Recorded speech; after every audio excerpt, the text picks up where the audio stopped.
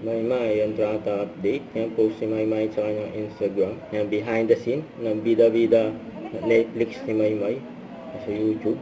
Yan, pretty ending pa nga si Maymay. Ang ganda.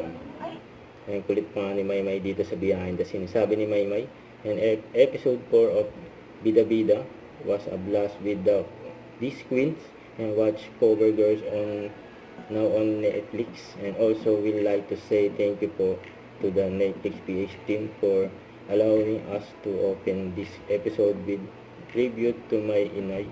Your kindness and support during this time means more than word can express, and this one for her and for all the incredible women who continue to inspire us every day. Ganda ni Maymay, oh.